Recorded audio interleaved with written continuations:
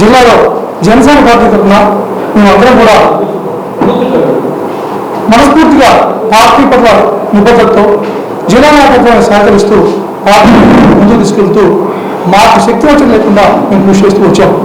2018లో నేను ప్రభుత్వ ఉద్యోగాన్ని టీఆర్ఎస్ తీసుకుని అధినేత ఆశలకు అనుగుణంగా జనసేన పార్టీని ముందు నడిపిస్తూ నా వంతు సహాయం చేసుకుంటూ పార్టీని బలోపేతం చేసుకుంటూ వచ్చాను. ఈ క్రమంలో మేమందరం ఒకటే కోరుకుంటున్నాం, జనసేన పార్టీ జెండా పట్టుకున్న ప్రతి ఒక్క వ్యక్తికి కూడా న్యాయం జరగాల్సిన బాధ్యత ఉంది అనేది ఈరోజు మా అందరి యొక్క ఆకాంక్ష.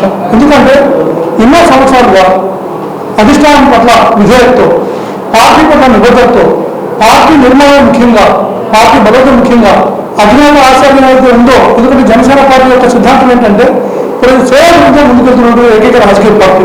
దాన్ని చూసి ఆశకమై మేము అందరం వచ్చాం. ఎన్నో నష్టాలకి ఓర్చుకొని ముందుకు తీసుకెళ్ళాం. ఇప్పుడు అధికారంలో భాగస్వామ్యంగా ఉన్నాం కాబట్టి ప్రతి ఒక్క కార్యకర్తకి ఈరోజు ముందుకు తీసుకెళ్లే క్రమంలో ఇంకా కొత్త ప్రకటిస్తూ అధినేతకి అనుగుణంగా వారు ఏం చెప్తారు మేము ఆ అడుగులు వారికి సంసిద్ధంగా తెలియజేస్తూ, ప్రత్యేకించి ఒంగోలు నియోజకవర్గంలో ఒక నిర్వహిస్తూ జనసేన పార్టీ తరఫున ఒక మంచి కార్యక్రమాన్ని గౌరవం చేసిన పవన్ కళ్యాణ్ గారి ఆశయ స్ఫూర్తికి అనుగుణంగా డొక్కా సీతమ్మ గారి పేరుతో అన్నార కార్యక్రమం నిర్వహిస్తూ ఉన్నారు.